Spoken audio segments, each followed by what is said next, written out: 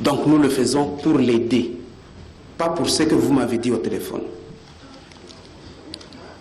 Qu'est-ce qu'on vous a dit au téléphone? Monsieur le Président, vous nous avez toujours demandé un peu de retenue et je vais exploiter ça. Aujourd'hui, vous entrez dans la casuistique. Monsieur le Président, après autant d'années ensemble, vous devez comprendre qu'on se copie les uns les autres. Vous savez, l'évacuation pour exportation des produits miniers, qui à ce jour connaissent un essor considérable, et un commerce substantiel suite à la mobilité des personnes et de leurs biens. Cependant, la Société nationale de chemin de fer, SNCC en sigle, traverse une situation difficile depuis la fermeture de la voie de Benguela depuis 4 décennies, ainsi que la rupture du trafic minier consécutive à la chute de production du cuivre et par la suite la préférence au transport routier que l'on considère plus souple pour des niveaux de production encore volatiles en son temps. L'état des lieux des concertations nationales de novembre 2013 avait stigmatisé la faiblesse des infrastructures de transport, tant fluviales, ferroviaires que routières. Elles sont pourtant, chers collègues, le socle de tout élan économique dans un pays continent comme le nôtre. Et vous comprenez très bien pourquoi je suis très heureux que les collègues aient demandé. Or, constitue l'un des plus importants défis que le pays est amené à relever pour s'assurer un développement durable en matière de capacité de transport, de coût par kilomètre, de longévité et de sûreté. Le rail reste préférentiel pour le transport dit de masse, donc le transport de gros trafic et de grandes distances. Il est non seulement capable de déplacer des grands tonnages, mais il le fait à moindre frais. En dépit de son besoin d'investissement initial très important, le trafic ferroviaire reste très compétitif. Chers collègues, si la route transporte en moyenne à un taux de 0,35 $ par tonne-kilomètre, le rail le fait en moyenne à un tarif 3 fois inférieur, soit 0,13 $ par tonne-kilomètre. Malheureusement, il est confronté à une forte demande sociale qui le rend souvent non rentable. En effet, le trafic passager seul se fait à perte sur nos lignes de chemin de fer, tandis que celui divers marchandises couvre juste ses charges. Donc, estimés collègues, seul le trafic gros tonnage génère une marge bénéficiaire qui, de manière générale, dans tout trafic ferroviaire, contribue à couvrir la perte induite par les autres secteurs qui, du reste, sont indispensables pour maintenir l'économie dans sa globalité. Dès lors, il est indispensable, et là, nous insistons fort, il est indispensable que le gros trafic revienne de manière impérieuse au rail. Ce n'est pas nouveau, nous l'avons demandé plusieurs fois au gouvernement. Ce gros tonnage permettant au rail de générer des ressources nécessaires pour son maintien et son développement. Nul ne doit se leurrer. Le saupoudrage par dotation de quelques matériels roulants, dont des locomotives du reste de seconde main et non adaptées au réseau, donc ayant un coût de maintenance élevé, ne résoudra jamais le problème du rail si on ne lui assure pas un trafic important, et dès lors, les activités connexes liées au chemin de fer ne pourront qu'en souffrir. D'autre part, le trafic fluvial de la République démocratique du Congo reste dans sa globalité interconnecté au ferroviaire. Et nous saluons l'arrivée à Kisangani du premier bateau réhabilité. Nous avons retenu avec satisfaction le besoin exprimé pour relancer de manière professionnelle ce réseau. Il a besoin de se compléter par le ferroviaire, sinon ce sera une goutte d'eau dans l'eau. L'avantage du ferroviaire à ce jour est essentiellement constitué de la relance du secteur minier qui, de manière inévitable, en est dépendant. Comment comprendre que le chemin de fer eut était florissant quand le pays produisait 450 000 tonnes de cuivre par an et qu'il meurt maintenant que l'on produit 600 000 tonnes avec le regard sévèrement braqué vers 1 million de tonnes par an.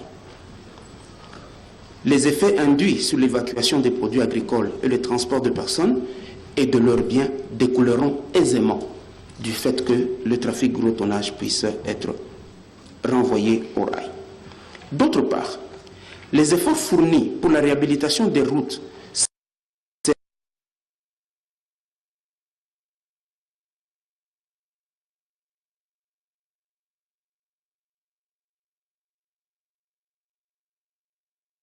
seront vains si l'on continue à y orienter le gros tonnage.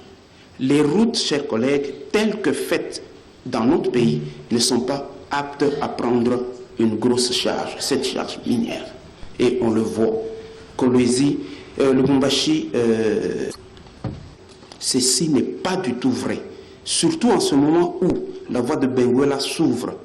Car les miniers, par exemple, seraient très heureux d'acquérir du matériel pour les entreprises ferroviaires et leur trafic engrangerait les marges nécessaires pour la rentabilité du secteur. Non seulement sur ce réseau, mais aussi sur celui multimodal dit national. Au jour d'aujourd'hui, je me vois mal à l'aise de parler à mes concitoyens de l'utilité du chemin de fer pendant que Morton Stanley avait en son temps prononcé une phrase célèbre, je cite, « Sans chemin de fer, le Congo ne vaut un penny ». Parlons de la Société nationale de chemin de fer elle-même. Afin de désengorger le pays et permettre d'évacuer les produits par toute voie possible, plusieurs interconnexions ont été mises en place, notamment vers le sud, via les chemins de fer zambiens, par Durban ou Cape Town, d'une part, et Tazara pour Dar es Salaam. Deuxième voie, vers l'est, via TRC, donc Tanzania Railway Company, pour Dar es Salaam aussi. Troisième voie, vers l'ouest, via le chemin de fer de Benguela pour Lobito, en Angola. Et quatrième voie et dernière, vers le nord, via le fleuve et la SCPT, ou l'ONATRA, pour Matadi. Suite à des causes exogènes et endogènes notées précédemment, notamment la baisse de production minière au pays, la longue guerre en Angola qui a paralysé pour plusieurs décennies la voie de Benguela, les guerres successives à l'est du pays, la préférence du trafic routier plus souple. Ce réseau a posé en 1929 en moyenne, n'a plus bénéficié du support financier conséquent et a atteint un niveau de vétusté généralisé très avancé de l'outil de production aussi bien fixe que roulant. Au cours des 4 décennies, le trafic ferroviaire est passé de 3,2 milliards à 320 millions d'unités de transport, soit 10%. Et je pense que nous pouvons le voir à l'écran si on nous avait mis l'écran. Ce qui est vraiment dramatique pour notre pays. Du point de vue de la voie, sur les 3641 km de réseau, les rails et les traverses ainsi que la caténaire, les sous-stations et les télécommunications sont fortement détériorés. Et plus de 1600 km demandent un renouvellement complet. Pourtant, la SNCC connaît un manque d'équipement, d'outillage et de pièces de rechange pour refaire cette voie. Et le stock de matériel est insuffisant pour faire face aux besoins. Durant la même période, les ouvrages d'art, ponts, se sont sévèrement dégradés.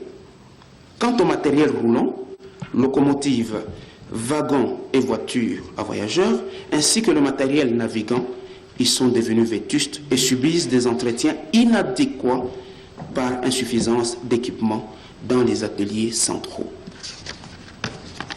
Malgré le financement de la Banque mondiale, soit près de 400 millions de dollars américains, la SNCC reste confrontée à des difficultés énormes et la restructuration de stabilisation engagée avec la firme belge n'a apporté aucun fruit. Comme référence RVA. Donc à la RVA, ça n'a donné aucun fruit avec les privés. à la SNCC non plus. Alors, toute cette configuration a conduit à la non-satisfaction des engagements sociaux par l'entreprise et à la démobilisation du personnel qui, du reste, bien que constituant une main-d'œuvre qualifiée et expérimentée, connaît un vieillissement prononcé avec un âge moyen situé autour de 56 ans et qui nécessite un rajeunissement. Ce n'est pas très différent de l'AC. La partie ouest du réseau sud de la SNCC, dénommée Réseau Ouest, voilà où nous voulons en venir. Cette partie reprend les ouvrages de Tenke à Dilolo, à la frontière avec l'Angola, et inclut le tronçon Tenke-Lubudi, la grande cimenterie, pour raison d'intégration administrative et économique. Ce réseau, chers collègues, n'échappe pas à l'état général de l'outil de production de la SNCC.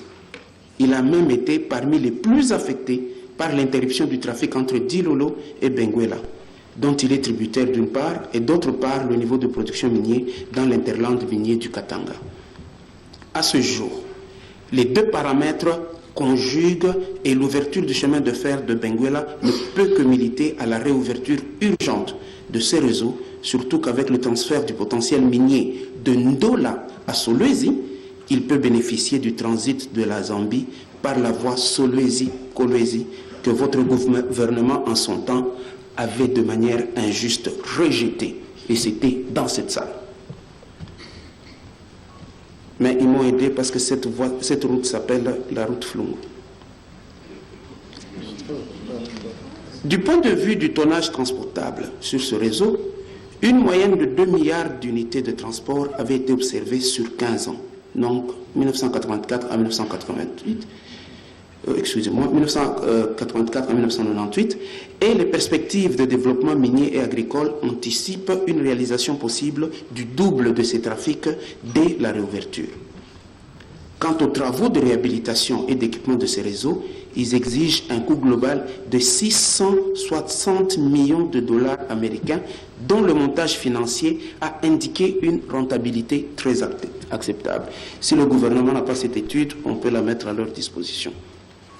De ce qui précède, chers collègues, j'aimerais que M. le ministre puisse daigner éclairer le peuple congolais, au travers vous, Assemblée plénière du Sénat, sur cette situation qui devrait prendre profit de la réouverture de la voie de Benguela fermée pour 4 décennies, en donnant notamment réponse aux préoccupations suivantes. La première, pourquoi notre gouvernement se maintient-il dans une politique d'Autriche et ne veut pas remettre de manière impérative le trafic minier au chemin de fer et de l'interdire dans un délai, pourquoi pas de 3 mois seulement, de l'interdire dans ce délai au trafic routier.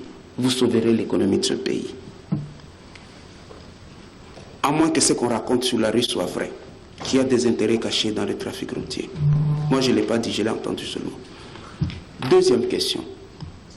Le besoin en financement de réhabilitation de ce réseau ouest ne représente que 10% de la production cuivre ambitionnée sans déduction de charges.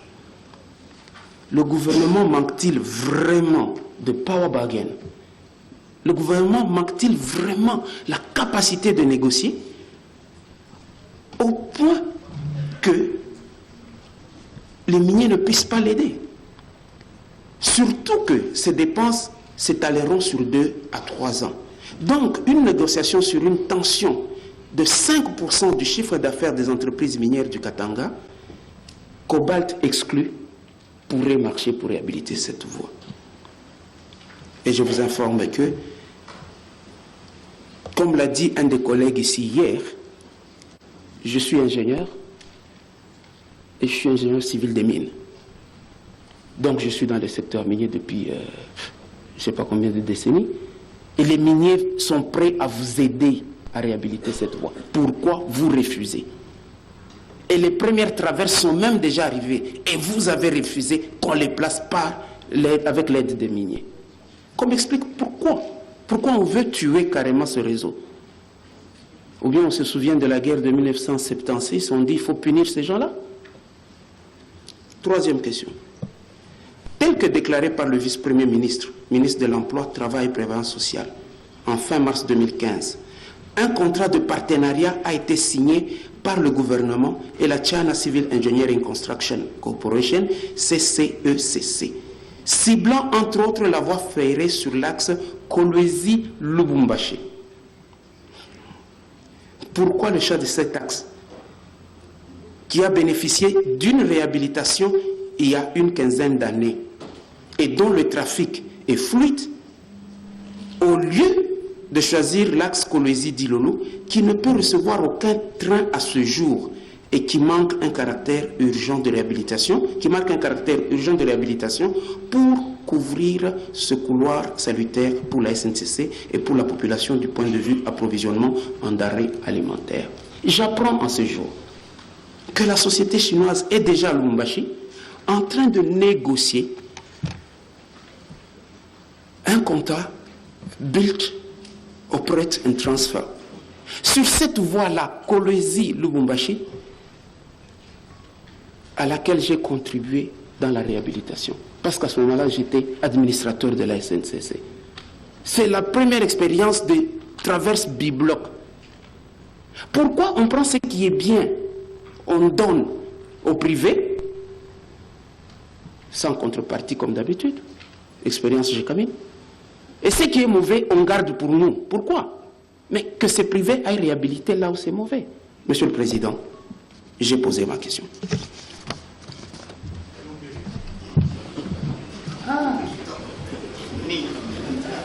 Honorable Nini,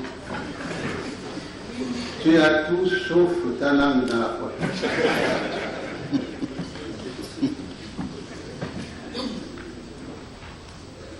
À présent,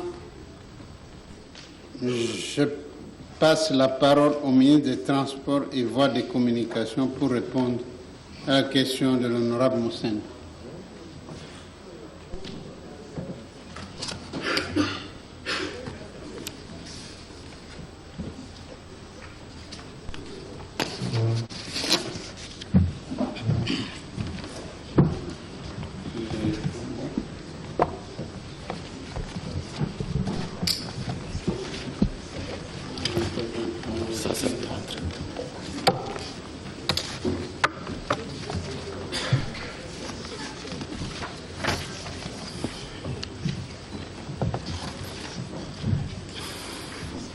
Honorable Président du Sénat,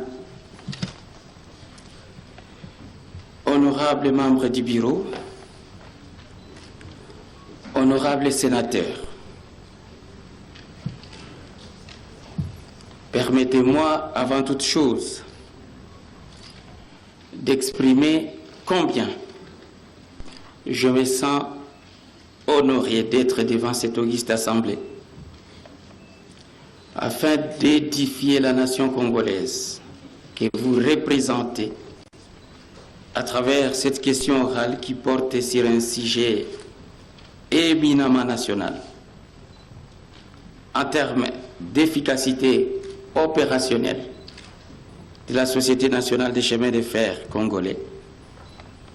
C'est là même, comme l'a dit le sénateur, auteur de la question, que l'on appelait jadis l'épine dorsale de l'économie congolaise. Je tiens à remercier de façon singulière l'honorable sénateur Flore Moussendu Flungu, auteur de la question.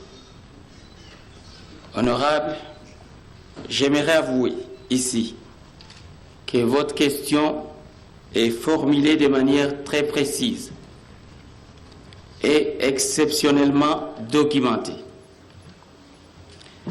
Elle offre donc l'occasion de fixer nos concitoyens sur la situation exacte et les perspectives de la SNCC en général et celle de son réseau ouest en particulier. La pertinence de votre question se décline en ce qu'en réalité, elle soulève la problématique de la relance du transport ferroviaire dans notre pays, activité considérée à juste titre comme le mode de transport de masse par excellence. Valeur incontournable pour soutenir la croissance et équiper notre ambition à l'émergence à l'horizon 2030. Votre question, honorable, touche au vécu quotidien du Congolais qui a ardemment besoin de la mobilité tant pour lui-même que pour ses biens. Je voudrais vous en féliciter, honorable président, honorable membres du bureau, honorable sénateur. Permettez-moi, s'il vous plaît, tout en partageant la majeure partie des observations de l'honorable Flore Moussendou Flungu, d'évoquer à nouveau les contextes actuels de l'activité ferroviaire de la SNCC en général, avant de répondre au questionnement qu'il a formulé. Ce bref rappel historique des étapes charnières de l'exploitation ferroviaire par la SNCC me paraît indispensable, afin de permettre à nos concitoyens que vous représentez si dignement dans cette salle, de mieux comprendre d'où nous venons avec la SNCC, où nous en sommes présentement et où nous allons.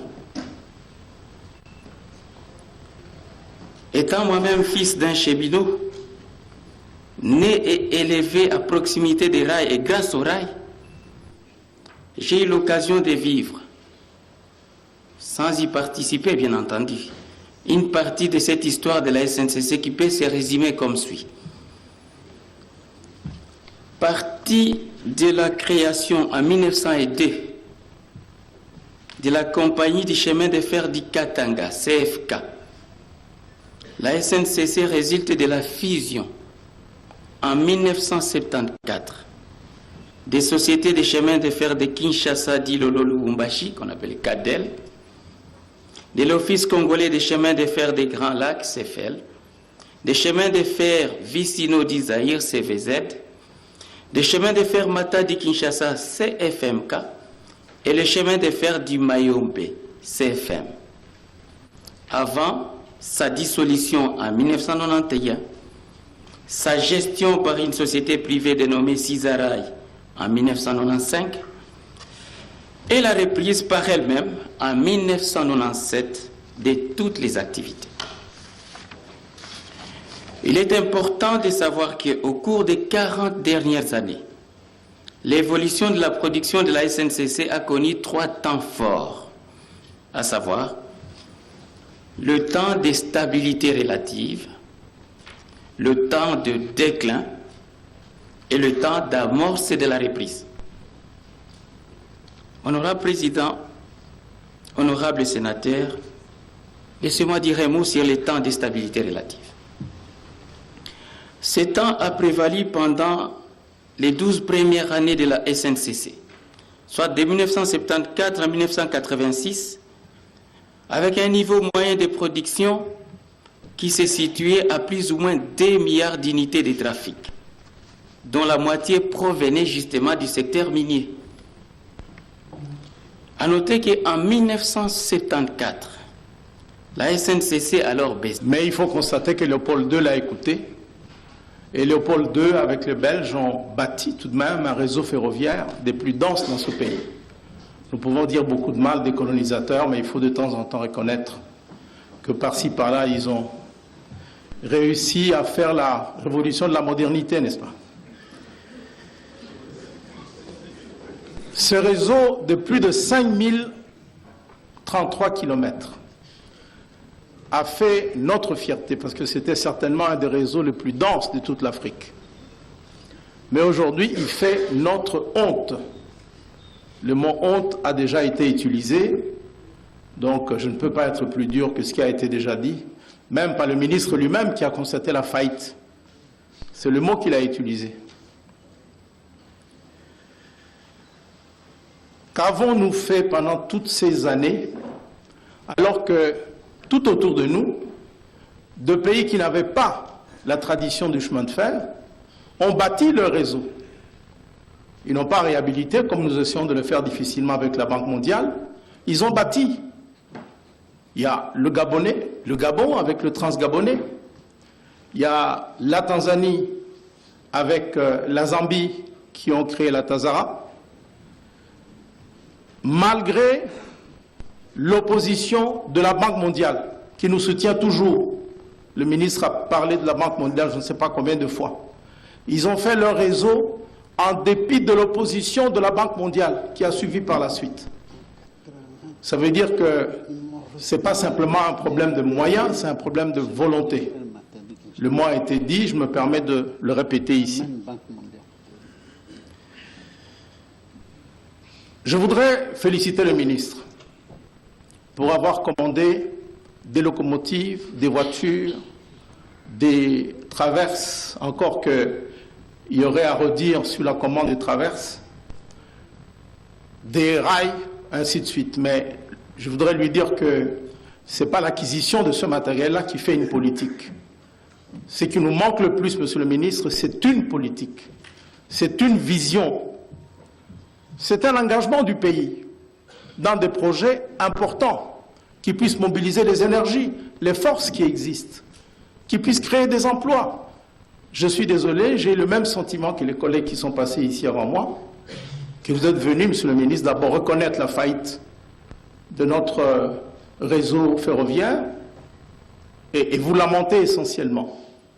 Ça, je le regrette. Vous n'avez pas dit des choses qui puissent mobiliser. Il n'y a pas de perspective que vous ayez tracée. Et ça, c'est regrettable, puisque nous savons le rôle que joue le chemin de fer dans le développement d'un pays. Et je pense que nous devrions, dans ce domaine-là, reconnaître modestement que la révolution de la modernité est en panne. C'est une réalité incontestable. Nous sommes en panne. Il n'y a aucune révolution de modernité dans le rail. Ça n'existe pas. Ça n'existe pas. Je ne voudrais pas être négatif et parler que ça n'existe pas partout, mais en matière de rail, il n'y a pas de révolution de modernité où elle est en panne. Et s'il y a une politique, cette politique, je suis désolé, elle manque d'inspiration, elle manque de souffle, elle n'existe pas. Il nous faut une politique, monsieur le ministre. Et une politique ne doit pas intégrer simplement l'acquisition du matériel, mais le personnel dans tout ça. Vous avez évoqué très rapidement le volet social. Je pense que vous alliez parler du personnel. D'abord, le personnel vieillissant que vous avez cité. Qu'est-ce que vous en faites? Le chemin de fer des Ouélés, qui a plus de 1000 kilomètres, pour lequel il faut reconnaître quand même que la Deuxième République a légèrement amélioré l'héritage colonial en prolongeant le réseau d'Aketi à Bumba. C'était déjà un effort. Depuis lors, il n'y en a eu aucun. Aucun. Donc, c'est vrai que la Deuxième République a failli aussi, lamentablement, mais il faut reconnaître qu'il a eu la volonté de faire quelque chose. Je ne vois rien de tel aujourd'hui. Les hommes dont je parlais, quels sont les hommes qui vont gérer cet outil de production dont vous parlez, monsieur le ministre? Quand vous allez acheter les voitures, les rails, les traverses, vous allez améliorer le système de télécommunications, vous allez améliorer les gares.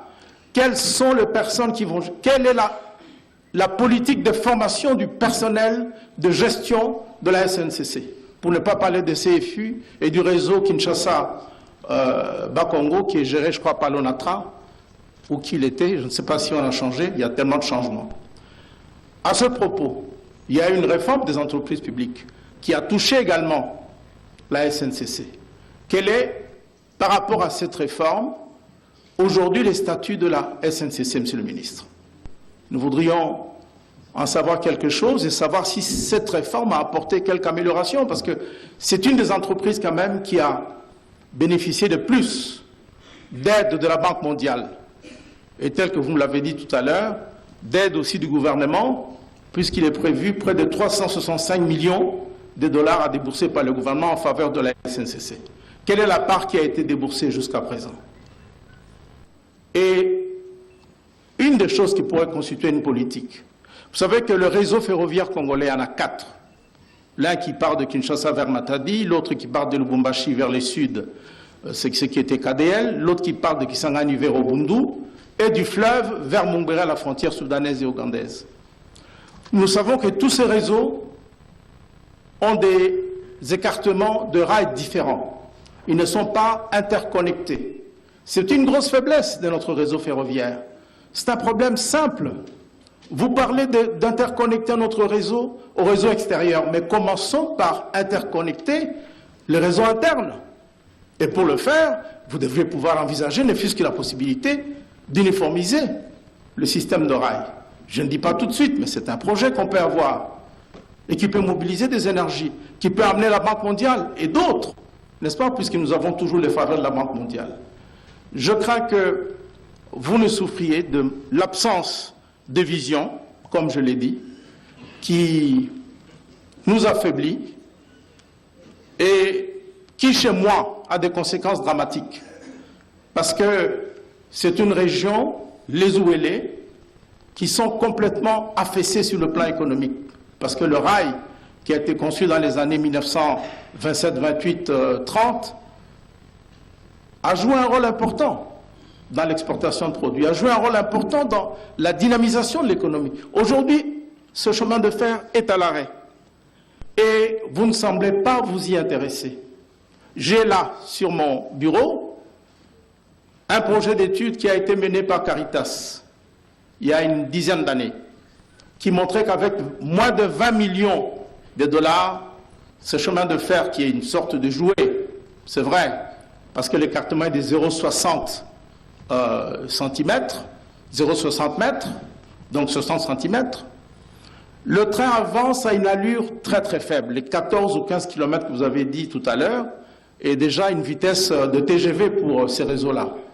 Mais pour le paysan, pour les agriculteurs, pouvoir exporter leurs produits avec l'assurance que cela va arriver sous le fleuve à Bumba, et puis ensuite à Kinshasa, importer le ciment, faire venir du sucre et autres matériaux de construction, c'est très important.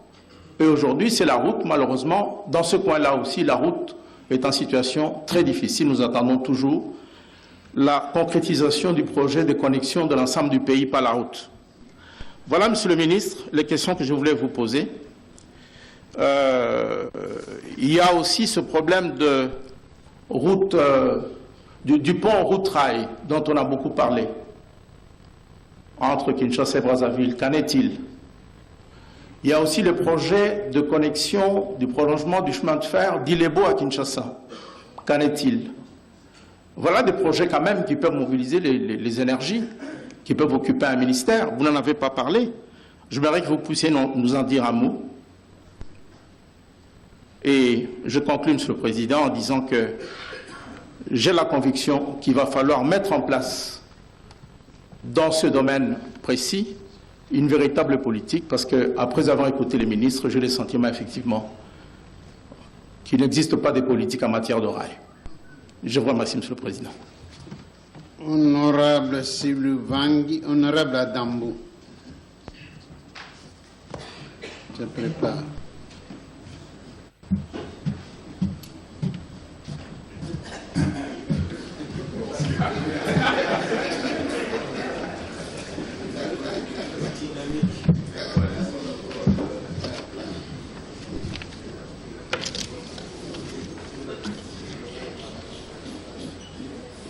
Monsieur le Président, je vous remercie pour la parole. Avant toute chose, Monsieur le Président, je voudrais féliciter Monsieur le Ministre pour le courage qu'il a eu à venir répondre à la question de notre collègue Moussendou.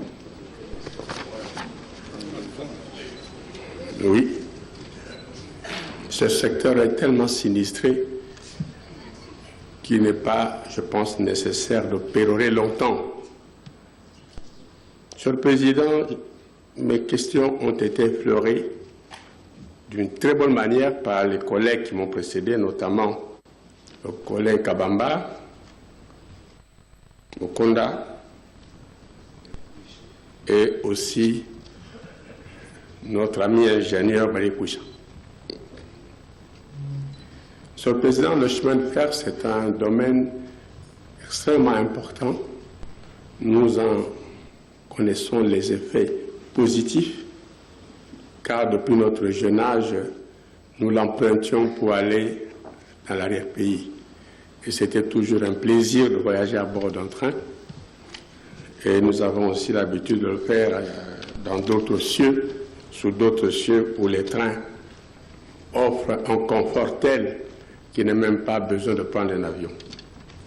Monsieur le Président, j'ai 3 ou 4 petites questions très simples à poser à Monsieur le ministre qui a accepté de nous rencontrer, de nous visiter aujourd'hui. Le chemin de fer de Benguela a été abondamment abordé par les collègues qui m'ont précédé et l'honorable Kabamba l'a bien dit. Lorsque nos frères angolais avaient pris l'initiative de restaurer ou de reconstruire la ligne de chemin de fer Benguela, le gouvernement congolais était-il au courant ou pas? Cela nous étonne dans la mesure où c'est maintenant seulement que nous prenons conscience que ce chemin de fer existe et que lorsque le président de la République a visité la fin des travaux et le lancement officiel de cette route en compagnie de son homologue de l'Angola, que nous nous sommes rendus compte que nous avions aussi une part à prendre dans ces chemins de fer. Il existe des commissions mixtes qui se réunissent régulièrement et comme l'ami Mukonda l'a dit, il y a tellement eu de signatures de coopération avec l'Angola qu'on se pose la question de savoir combien de signatures, combien de protocoles faudra-t-il encore pour que nous puissions harmoniser nos vues en matière d'investissement frontalier. Ce problème s'est également posé, comme vous le savez, le Bas-Congo est frontalier avec l'Angola sur une très longue distance. Ça se pose également en matière routière. Les Angolais sont en train de construire tout le réseau routier asphalté et dès qu'on arrive à la frontière, ça devient un problème parce qu'alors il n'y a plus d'accès. Il n'y a qu'à prendre comme exemple ici à Songololo, lorsque les Congolais partent d'ici pour l'Angola, il leur faut des journées pour arriver à la frontière et dès qu'ils sont à la frontière, ils peuvent aller à pied jusqu'à Luanda, tellement la voie est bien faite et existe. C'est un calvaire, Monsieur le Président, que d'emprunter les routes de notre pays pour aller à l'Angola. Et l'Angola, parfois, nous propose même de faire un petit chemin à l'intérieur, mais nous refusons toujours. Monsieur le Président, le chemin de fer de Benguela, donc, a été reconstruit par les Angolais et nous n'avons rien fait. Nous avons attendu. Et c'est maintenant que nous nous souvenons que nous nous réveillons. Pourquoi, Monsieur le ministre? Nous avons toujours appris aussi que la République démocratique du Congo est actionnaire dans ce chemin de fer. Est-ce que ce partenariat ou cet actionnariat existe-t-il encore, Monsieur le ministre? Ou si nous n'avons plus intérêt direct dans ce chemin de fer? La deuxième question porte sur le chemin de fer Kinshasa-Matadi, ainsi que ses bretelles vers Mbazangungu et ailleurs.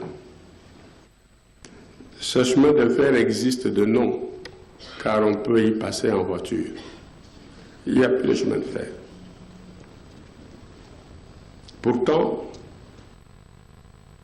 nous nous rappelons encore, nous nous souvenons, toutes les usines du Bas-Congo, s'agissant du ciment ou du sucre, passaient par la voie des chemins de fer. Aujourd'hui, tout ceci se fait par la route. Mais également le trafic qui provient de l'Équateur, qu'on est en train évidemment de saccager en termes d'exploitation forestière. Toutes ces grumes passent par la voie routière. Pour anecdote, Monsieur le Président, je me souviens un jour à Lukala que les citoyens étaient tellement énervés de voir les grumes qui passaient par là, qui se sont posé la question de savoir si ça venait du Congo-Brazzaville. Parce qu'à un moment donné, effectivement, il y a des grumes qui venaient du Congo-Brazzaville qui passaient par ici. Mais lorsqu'on leur a dit que ça venait du Congo, ils se sont posé la question de savoir si ces populations d'où venaient ces grumes étaient riches ou pauvres. C'est assez choquant. Et la route, évidemment, réhabilitée comme toujours par la coopération belge, parce qu'on nous avait dit autre chose, est en train de se dégrader alors que celle-ci l'a été il y a 5 ans, à peu près 6 ans. Monsieur le Président, là, nous avions reçu ici au Sénat une délégation composée du ministère des Transports, je crois, et des experts belges ou français qui sont venus nous exposer le projet de réhabilitation de chemin de fer, Kinshasa-Matadi, et de son électrification. Il y a quelques années, ici au Sénat. Jusqu'à aujourd'hui, on n'entend plus rien. Je voudrais savoir, Monsieur le ministre, ce projet est-il encore en vie ou s'il est enterré? Le chemin de fer de Mayumbe, j'en parlerai pas parce que je crois qu'il y a un collègue qui a certainement demandé la parole qui va en parler, donc je lui laisse la primeur dans ce domaine-là.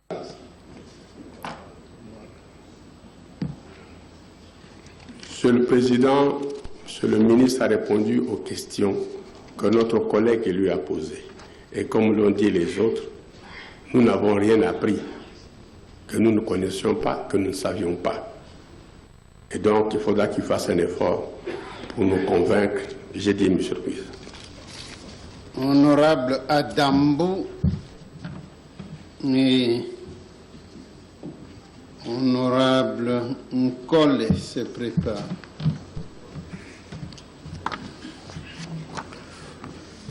Je vous remercie, Monsieur le Président, de la parole.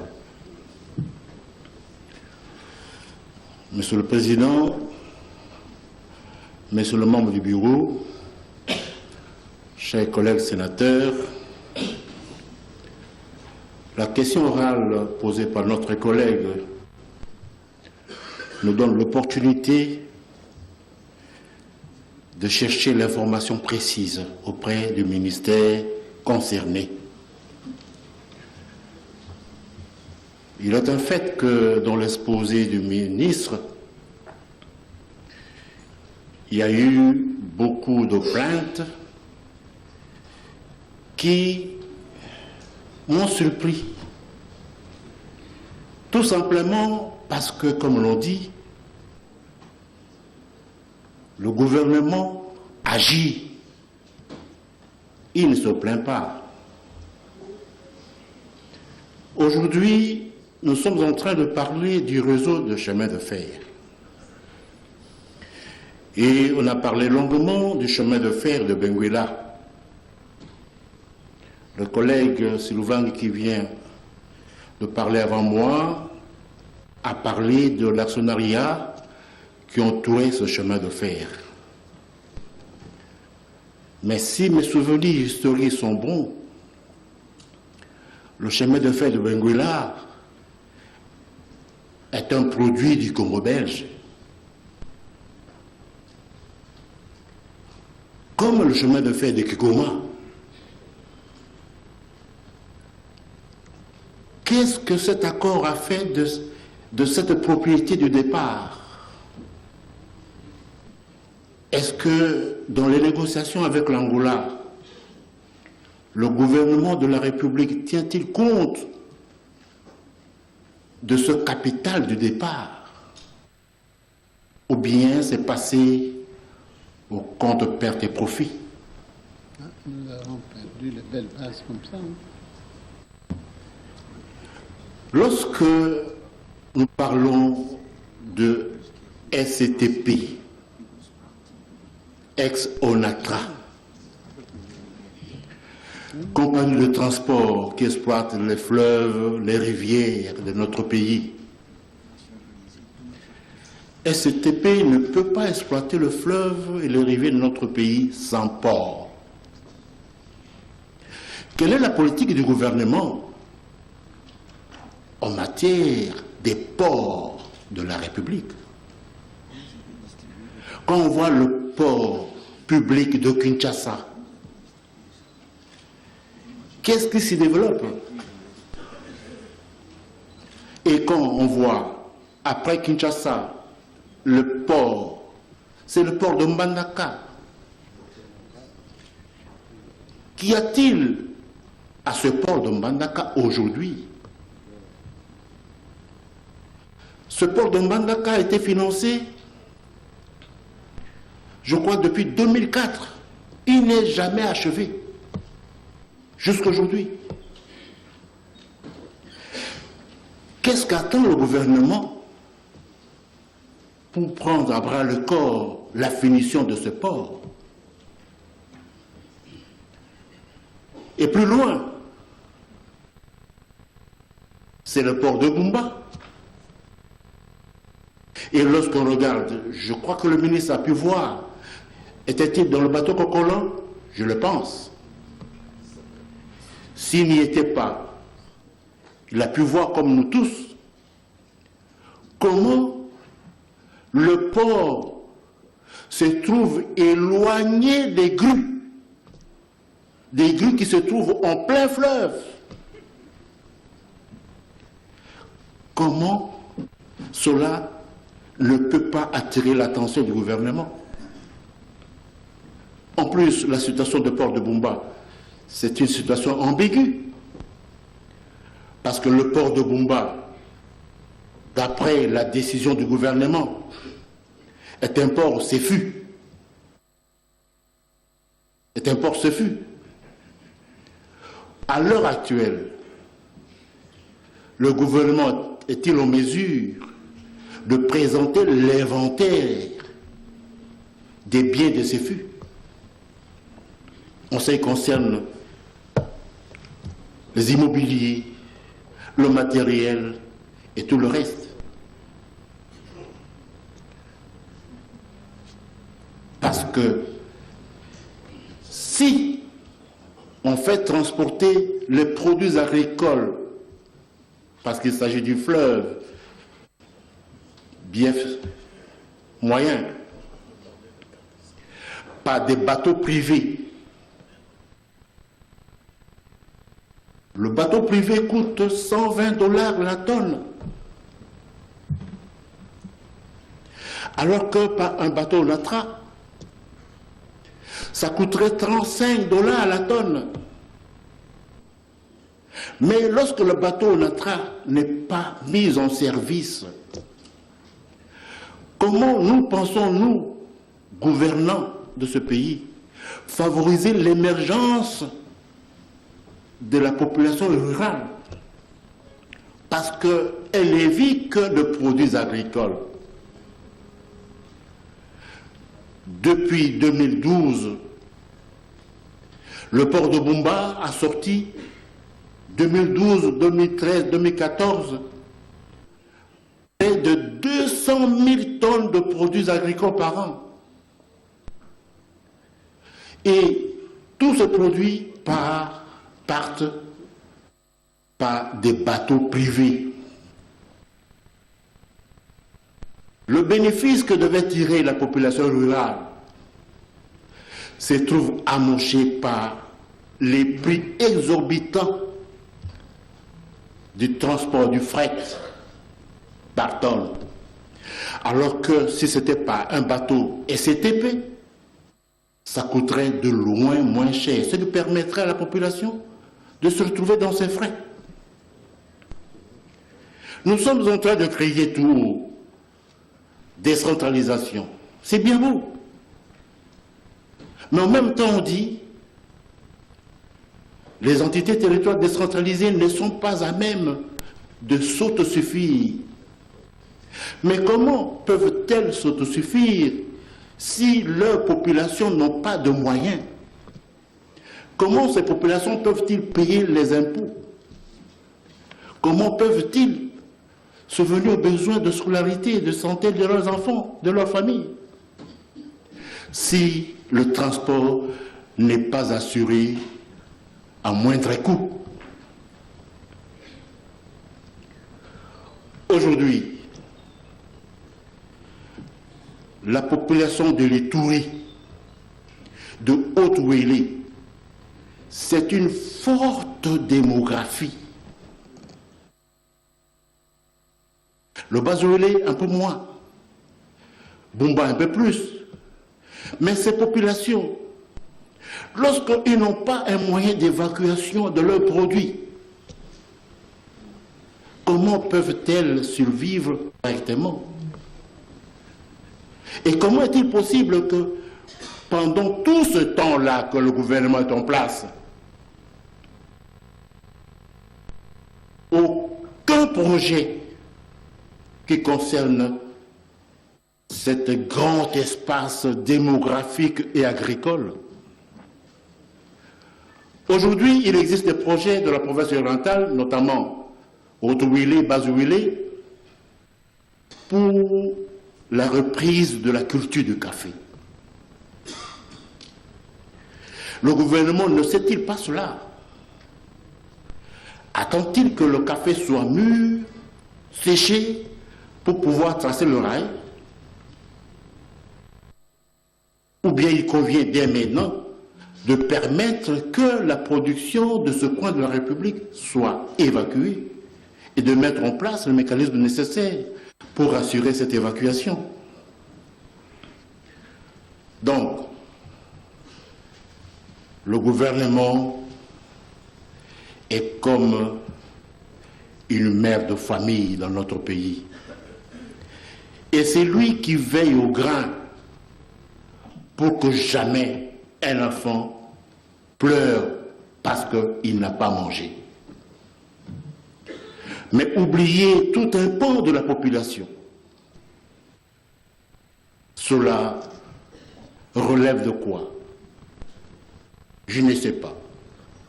Peut-être le ministre lui-même trouvera la réponse à cette question. J'ai dit, Monsieur le Président. Honorable Nkolle, Honorable Mwaka se prépare.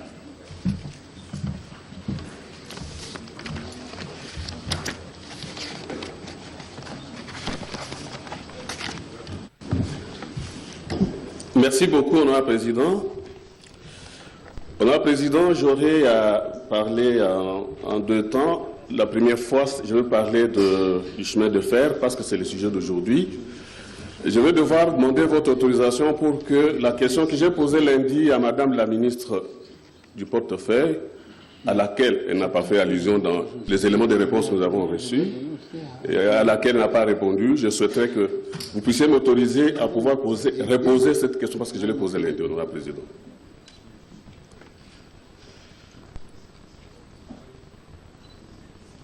Honorable Président, je tiens d'abord à remercier notre collègue Moussendou qui nous donne une occasion de plus de pouvoir nous adresser aux membres de notre gouvernement. Je suis content que ce soit le ministre des Transports et des Voies de Communication, parce que c'est un habitué de cette salle. Mais aujourd'hui, comme l'ont constaté la plupart de mes collègues, la description qu'il a faite de la SNCC m'a quelque peu attristé. Et ça m'a même inspiré de crainte parce qu'il n'y a pas longtemps, c'est avant-hier que nous avons parlé des lacs. Et ma crainte est que si on n'y prend pas garde, on risque de se retrouver dans la même situation que les lacs. C'est ça ma crainte. Elle est individuelle, personnelle. Ça n'appartient qu'à moi. Honorable Président, je voudrais demander à Monsieur le ministre quelle est la vision de son gouvernement en ce qui concerne le tronçon ferroviaire Lubumbashi, Mweneditu, Kananga et Ilebo. Pourquoi j'insiste ou je reviens à cela? C'est parce que depuis notre enfance jusqu'à la fin de nos études universitaires à Lubumbashi, ce tronçon a joué un rôle capital pour la province du Kasai occidental. Les marchandises venaient de Kinshasa et de Lubumbashi, les produits vivriers, mais aujourd'hui, la plupart des commerçants au Kasai empruntent la voie routière qui est très coûteuse comparativement à la voie ferroviaire. Donc je voudrais que le ministre me dise, nous donne la vision du gouvernement en ce qui concerne le tronçon de route Lubumbashi, Mweneditu, Kananga et Ilebo. En plus, honorable Adam l'a souligné tout à l'heure, quelle est la politique du gouvernement en ce qui concerne le port? Et j'insiste particulièrement sur le port d'Ilebo, dans le Kasaï occidental. Chez toi. Chez moi, excellent. S'il vous plaît, honorable président. En plus de cette description triste de la SNCC, son Excellence, Monsieur le ministre, s'est borné à décrire la société, le matériel, une allusion très brève au personnel. Je souhaiterais que Monsieur le ministre nous dise ou nous dresse l'état de ce personnel, parce que les locomotives ne roulaient pas toutes seules. Il y avait un personnel, il y a un personnel. Dans quel état se trouve ce personnel et quelle est la politique du gouvernement vis-à-vis de ce personnel qui a œuvré pour la Société nationale des chemins de fer? J'ai entendu le ministre parler de Susarail. Est-ce qu'il peut me donner le nombre de locomotives? Est-ce que la politique de Susarail a été modèle? Est-ce que le gouvernement va-t-il s'inspirer de cette société? Donc j'aimerais qu'il me briefe un peu le nombre de locomotives que détenait cette société et partage-t-il le bilan de cette société dans la gestion du chemin de fer?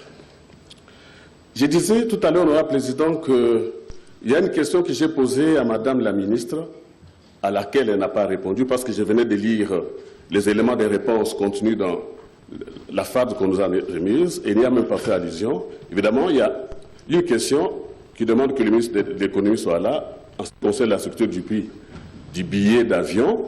Mais la question que j'avais posée ce jour-là, madame la ministre semble avoir oublié. Mais elle n'a pas encore répondu aux questions. J'ai lu, les réponses sont déjà là, honorable président. On nous a déjà distribué les réponses, les éléments de réponse. Ah bon? Oui. Oui. Donc je voudrais que monsieur le ministre puisse nous éclairer, c'était la question que j'ai posée lundi, sur le litige qui oppose la régie des voies aériennes à la nouvelle société d'aviation, bien sûr, Blue Sky Airlines. Oui. Lundi dernier, nous avons dit que par la voie de la presse, nous avions appris qu'en date du 22 mars 2015, un aéronef de la dite compagnie, après avoir accompli toutes les formalités d'usage et le plan de vol à main, cet aéronef a été empêché de décoller. Alors qu'à bord, il y avait les invités d'honneur, il y avait les membres de la FEC, il y avait beaucoup de monde, il y avait des frettes. Au moment de décoller, on reçoit l'ordre de ne pas le faire. Et qu'est-ce qui s'est passé?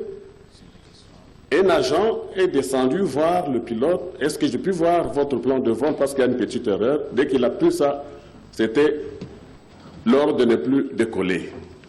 Est-ce que monsieur le ministre peut nous éclairer là-dessus? Parce que la presse a beaucoup parlé. Nous voulons la création des emplois. Nous voulons que les prix des billets d'avion puissent baisser.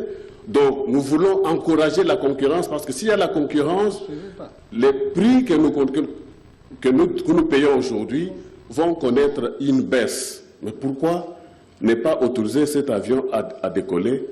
Pour la raison que la compagnie doit 6 millions de dollars à la RVA. Mais la justice a tranché à 2 reprises donnant raison à la société et demandant à la RVA d'élever l'interdiction de décoller à cet appareil.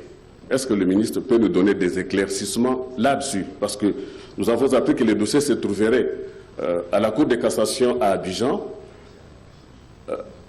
et que l'ordre est d'exécuter la décision de justice du pays, parce qu'il y a le tribunal de commerce qui a déjà tranché, le tribunal de la paix de la Gombe aussi a tranché là-dessus. Est-ce que le ministre peut nous donner des éclaircissements, des informations précises sur ce dossier-là? Parce qu'il y va de la vie du personnel de cette entreprise, il y va de l'intérêt aussi de notre pays, parce qu'il y a des taxes qui sont payées. Est-ce que le ministre peut nous donner cette... Vous avez demandé au ministre plusieurs fois. Passez à un autre point. Honorable Président, je crois que c'est ce que je voulais ajouter. Je regrette de pouvoir revenir là-dessus parce que j'en avais parlé lundi, mais dans les réponses, Madame la ministre n'a pas fait allusion à ça. Je vous remercie pour la parole. Honorable Mwaka, Honorable Omba se prépare.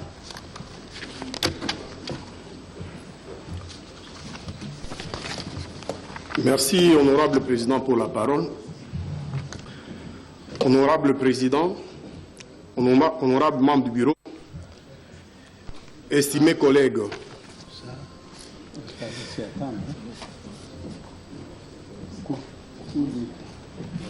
l'honorable Mokonda, dans son intervention,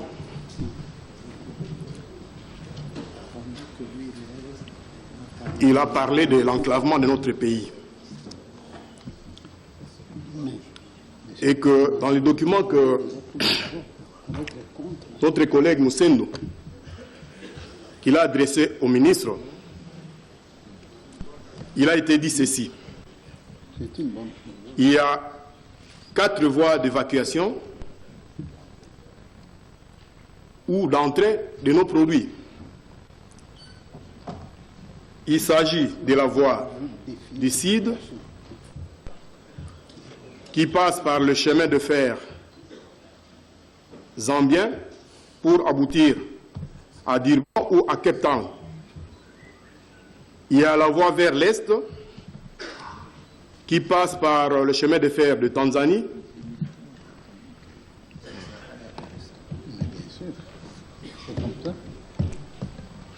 pour parvenir à Dar es Salaam. Il y a la voie de l'ouest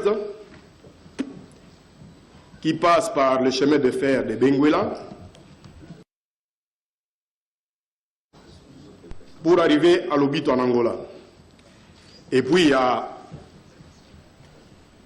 la voie du nord qui passe par le fleuve et par le chemin de fer Kinshasa-Matadi, en fait, pour arriver à Matadi.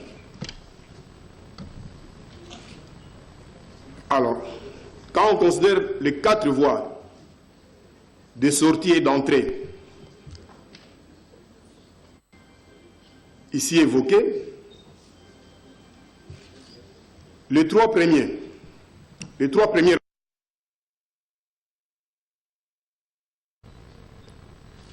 présentent une particularité. Nous savons l'histoire de notre pays. Le roi Léopold II,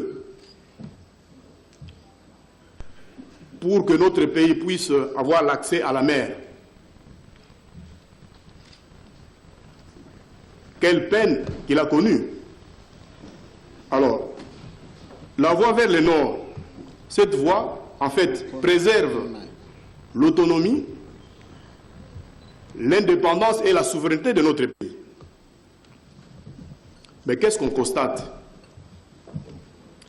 Le chemin de fer Matadi-Kinshasa. Le trafic est inexistant. Il y a un collègue qui est passé par ici, qui a évoqué le problème au niveau du Katanga, où un opérateur économique a les monopoles des transporteurs routiers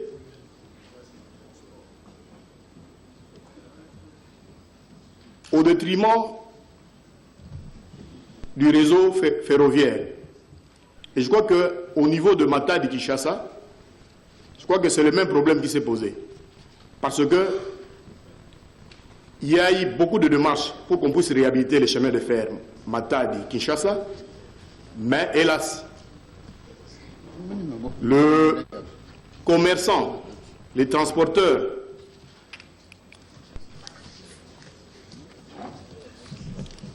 qui se servent de la voie routière ont tout fait pour que l'ONATRA ne puisse pas être en mesure de transporter les marchandises telles que ça se faisait dans les temps. Alors, c'est ici que j'interpelle Monsieur le ministre. Qu'est-ce que le gouvernement entrevoit pour réhabiliter le chemin de fer Kinshasa-Matadi? Parce que cela dépend de notre autonomie, de notre souveraineté et de notre indépendance. Et quid de la construction du port en eau profonde à Banana? Parce que ce port prévoit la construction d'un chemin de fer aussi, qui devrait relier Banana, Matadi, et si Matadi, Kinshasa est réhabilité, Matadi, Kinshasa. Tout à l'heure, il y a un collègue qui est intervenu pour dire que il y a Kinshasa, Ilebo, il y a des études qui étaient faites pour que Kinshasa, Ilebo soit relié par le chemin de fer. Donc, au niveau du gouvernement, je ne sais pas, le port en eau profonde, le chemin de fer Matadi-Kinshasa, qu'est-ce que le gouvernement prévoit? Parce que tout cela sauvegarde l'autonomie de notre pays en cette matière. Il y a le collègue Silouvangi qui a effleuré le problème du chemin de fer du Mayombe. Non, il a effleuré. Et le ministre aussi, il a parlé de l'existence à l'époque de ce chemin de fer. Mais je dois dire que ce chemin de fer n'existe plus. Parce que même les rails de ce chemin de fer ont été vendus au mitraille et par la SNCC. Je voudrais que le ministre puisse nous dire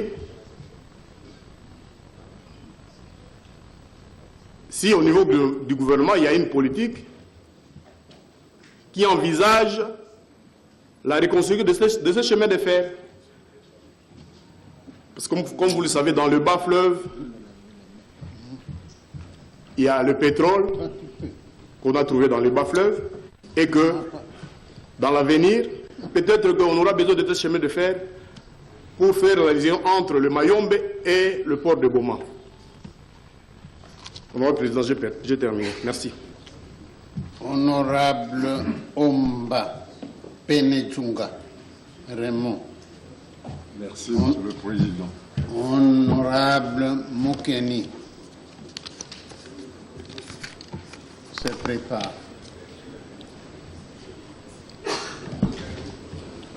Honorable Président du Sénat, honorables membres du Bureau, honorables sénateurs et chers collègues, je paraphrase Madame la ministre, je paraphrase Monsieur le ministre du Transport et Communication lorsqu'il dit « Le retour ne restera vers le privé sera incontournable ». Dans les innovations, vous n'avez pas parlé de chemin de fer, retour vers le chemin de fer dans le secteur privé. Les amis ont parlé de Cisaraï, je parle un tout petit peu de Cisaraï parce que j'en ai été témoin. Lorsque le Cisaraï fonctionnait, je suis certain que les Aïrois, les Congolais, ont eu... C'était Zaïro à cette époque? Oui, à l'époque. Vous ne vous êtes pas trompé? C'est exact. Merci, Monsieur le Président. Monsieur Vous le n'êtes Président. pas trompé d'époque. Merci, Monsieur le Président. Et à l'époque, je peux dire, les Congolais ont eu réellement la joie de connaître des expériences autres. Par exemple, lorsque les wagons qui venaient de l'Afrique du Sud venaient avec des magasins mobiles. Ces magasins pouvaient vendre des biens à tous les riverains de ce chemin de fer. Ça a été une très grande joie pour la distribution de marchandises à travers le pays. Qu'en est-il de Cisaraï? Parce que vous parlez d'initiatives privées, vous n'avez pas parlé de Cisaraï. Est-ce qu'on revient à cette belle initiative? Parlant de Cisaraï, je dis qu'il n'y avait pas que les magasins mobiles qui ont fait la joie des Congolais, il y avait aussi toutes les scieries qui sont le long de ces chemins de fer qui ont repris, qui ont engagé du personnel et qui ont commencé à exporter de bois. En effet, la province, par exemple, du Maniema, qui nous est contiguë, a exporté du bois vers l'Afrique du Sud, qui n'en a pas beaucoup, et ça fait également là la joie des Congolais. Il est temps, Monsieur le ministre, que vous voyez cet axe-là et que la première expérience privée, ce n'est même pas une expérience, ça a été une réalité, que cette réalité-là puisse revivre. Je reviens ici, Monsieur le Président, au problème de décentralisation.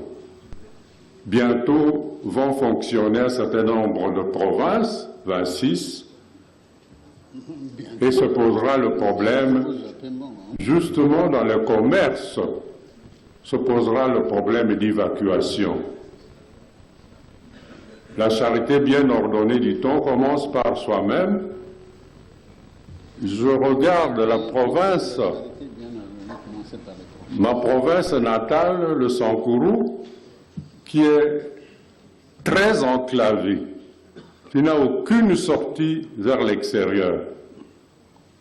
Mais avec la reprise de cette expérience Cisaraï, le Sankourou aura très rapidement la possibilité d'avoir une porte à la gare de Kibombo sur le chemin de fer Kindu-Kibombo, Kongolo, Kamina, vers l'Afrique du Sud. Et nous pourrons à ce moment-là travailler activement et vendre aussi activement. Il est de l'intérêt, quand je parle de Sankourou, ce n'est pas un exemple unique.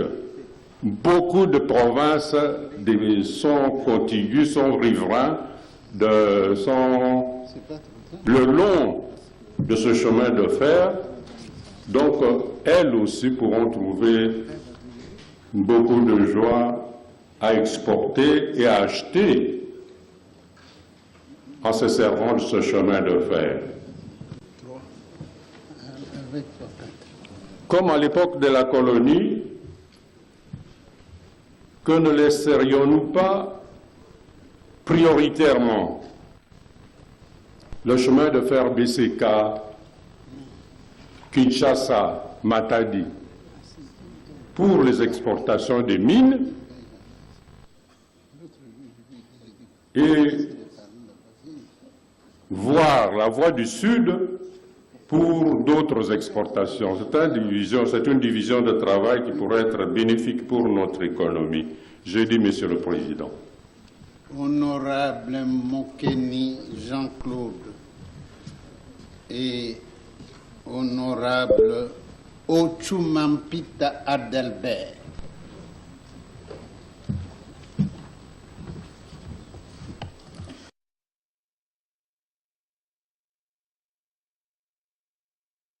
Honorable Président, merci pour la parole. Distingués membres du Bureau, chers collègues.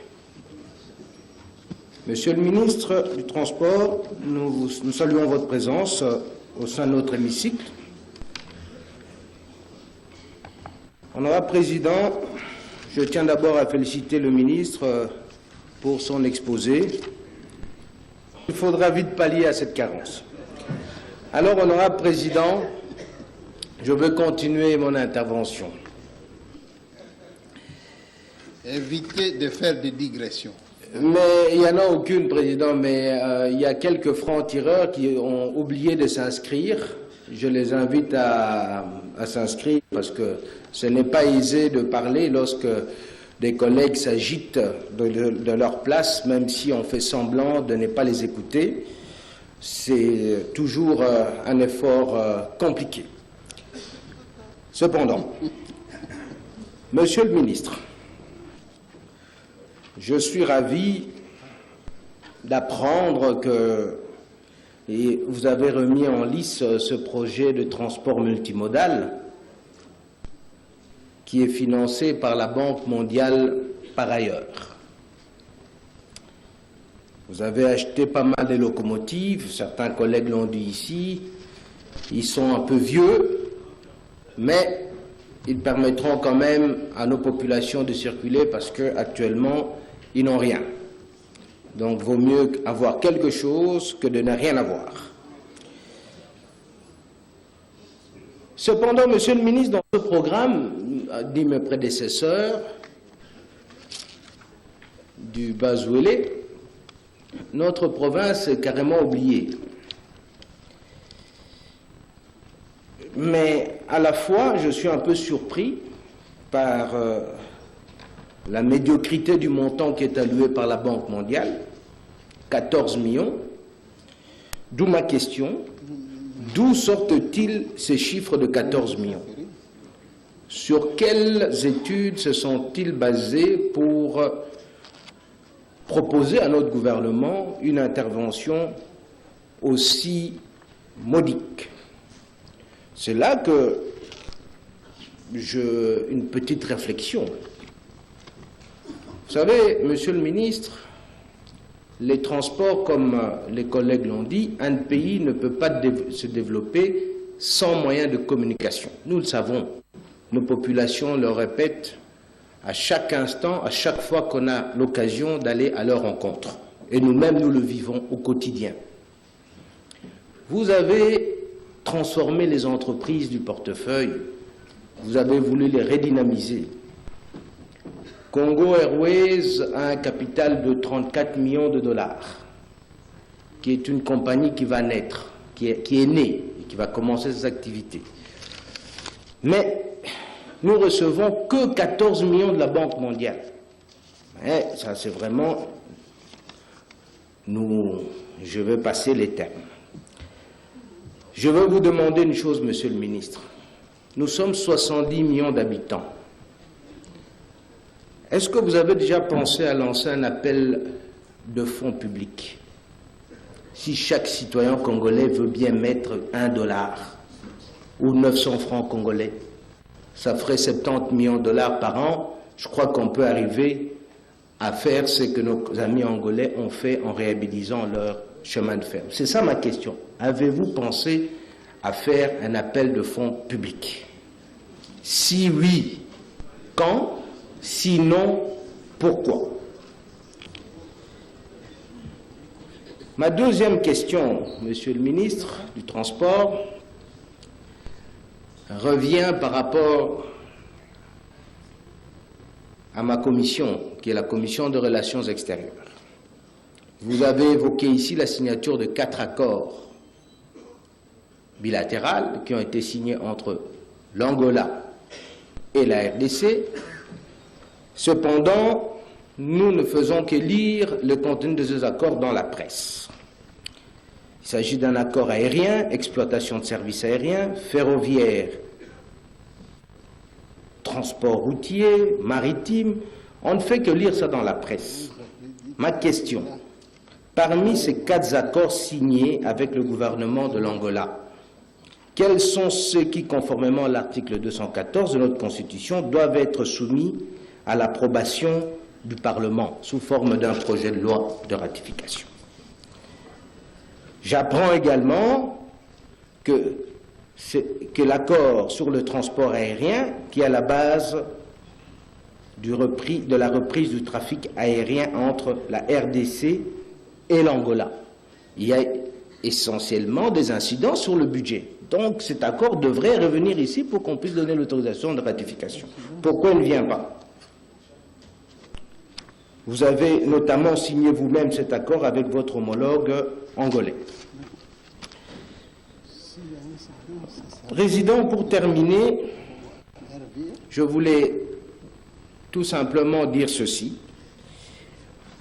Nous, au Bazouélé, nous avons essayé de faire une petite étude avec une entreprise d'engineering et d'audit sur les financements possibles, imaginables et la manière de réhabiliter le chemin de fer des Zouélé. On est arrivé à un montant de 337 millions de dollars. C'est pour ça que je vous ai posé la question, d'où sortent les 14 millions de la Banque mondiale? Voilà, Monsieur le Président, je clôt mes propos par ces 2 questions. Merci bien. Honorable Ochumampita Adalbert et Honorable Jolie Jack se préparent. Manaya Chapa. Merci, Monsieur le Président, de la parole. Monsieur le Président, après avoir suivi la réponse de Son Excellence, Monsieur le Ministre, à la question de notre collègue, j'étais malheureux. J'étais malheureux, Monsieur le Président, parce que j'ai eu comme impression que le ministre ne connaît pas les nouvelles provinces du centre du pays. Il n'a aucune idée, il ne connaît même pas la dénomination de ces provinces. Monsieur le Président, pourquoi je dis ça? Vous voyez, il a parlé de l'émergence. Il a parlé justement de l'émergence. Et je pense que l'émergence, selon le concept de ce mot, est global. Le Congo ne peut pas connaître une émergence en oubliant d'autres contrées de la République, Monsieur le Président. J'aimerais poser à Son Excellence, Monsieur le Ministre, la province du Sankourou, la province de la Chuapa, qui se trouve au centre du pays, quand est-ce qu'il va connaître cette émergence? J'élimine la province de Maniema parce qu'il est plus ou moins considéré comme une province de l'Est de la République. Mais il est au centre, le Maniema. Monsieur le Président, est-ce que le ministre connaît un grand port sur le Sankourou, Benadibélé? Est-ce que le ministre connaît ce port? Allez voir l'état de ce port de Benadibélé dans la province du Sankourou, la province constitutionnelle. J'aimerais revenir à le tronçon de chemin de fer entre Djilolo et Kolwezi. Vous voyez, Monsieur le Président, je suis parmi les étudiants qui étaient à Lubumbashi à l'époque, à l'IOC. Et je connais bien ces tronçons de route. C'est bien maintenant entre Lubumbashi et Kolwezi. Nous vous félicitons Monsieur le Président, d'avoir retenu tout ce que vous avez appris à l'université. Voilà. Monsieur le Président, le ministre vient de dire qu'ils ont signé un contrat ou une convention avec l'Angola et que l'Angola aurait déjà terminé son tronçon, dit Lolo Benguela. Il nous dit qu'il nous faut 450 millions pour construire ou reconstruire les tronçons entre Dilolo et Kolwezi. Notre collègue qui vient de passer, juste avant moi, a posé une question à ce sujet.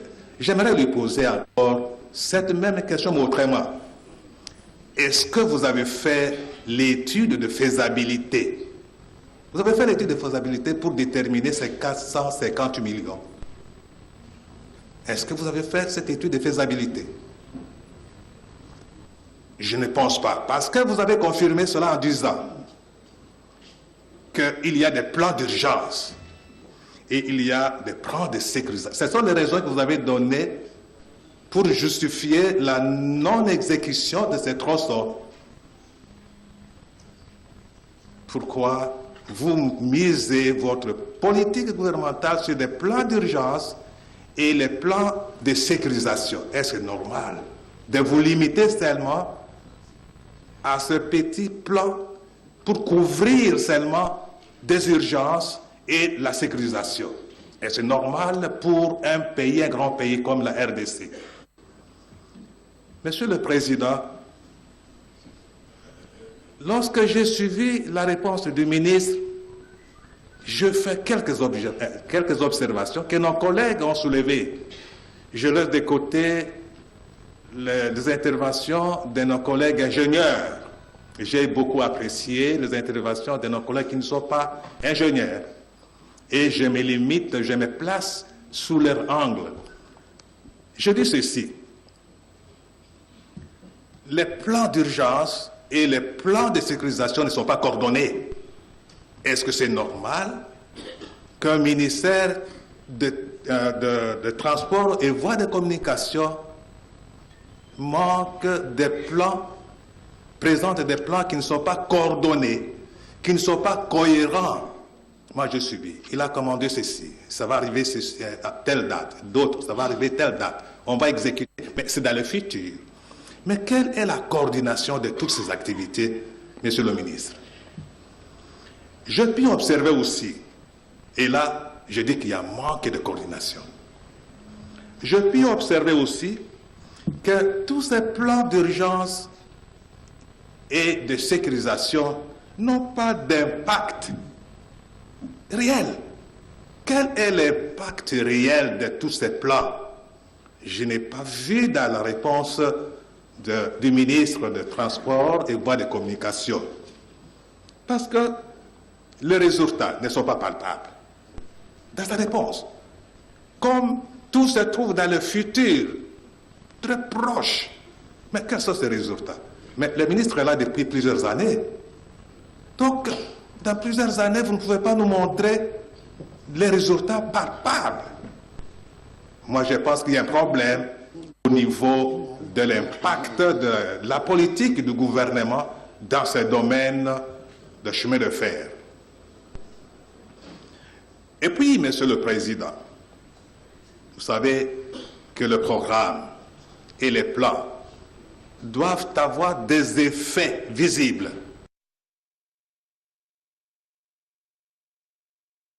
Des effets sur le développement de notre pays. Moi, je n'ai pas vu ou je n'ai pas entendu les effets de cette programmation, de cette planification dans notre pays. C'est pourquoi je pose la question qu'un collègue a posée. Je pense que l'honorable, deux honorables ont posé cette question. Monsieur le ministre, avez-vous réellement une politique publique? Un membre du bureau ne parle pas pour rien, Monsieur le Président. Monsieur le Président, nous remercions le collègue Moussendou pour sa question orale, comme le collègue l'ont dit. Nous remercions aussi Monsieur le ministre pour ses réponses très honnêtes, très franches. Et intervenant à ce stade, je me rends compte, puisque s'il faut répondre à la question de notre collègue qui vient de partir, le collègue Ojutumba Pita, c'est que nous devons constater que le gouvernement qui a suffisamment duré, comme a dit le collègue précédent, n'a pas de politique publique en matière de transport. Mais ce qui m'a étonné, c'est que le ministre est très actif. Je l'ai vu, où je vois chaque jour au port, lorsque le bateau ITB part, et lorsqu'il arrive à Mbandaka, on le suit. Ça arrive à Kisangani, on danse. Il y a 2 drapeaux. Donc, je crois que s'il y a une politique publique, c'est la politique spectacle. Et cette politique spectacle, Monsieur le Président, risque de nous coûter très cher. Parce que nous avons perdu du temps et nous avons perdu énormément de moyens. Et aux plaintes du ministre, je voudrais que le Premier ministre l'écoute quand même. Parce qu'apparemment, il n'y a pas de conseil de ministre, conformément aux prescrits de la loi qui veut qu'il y ait chaque 15 jours un conseil des ministres, où le ministre aurait eu l'occasion de se plaindre. Mais comme il y a toujours des troïkas stratégiques, où on parle de l'économie fictive, je demande que les ministres de transport et de communication soient désormais invités pour parler de l'économie réelle. Monsieur le Président, nous avons en face de nous le ministre de Transport et Communication, et voies de communication.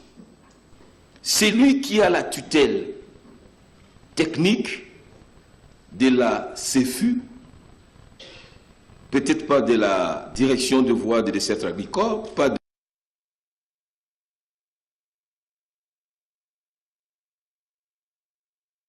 l'ODE, de l'office de route, mais il est en contact avec la SSTP, donc ex-Sonatra, il contrôle la RVA, il contrôle la RVF, il contrôle la RVM et il contrôle la SNCC. C'est lui le maître du développement du Congo. C'est lui, parce que le transport, à travers ces outils, permettent, n'est-ce pas, le désenclavement et le développement du Congo.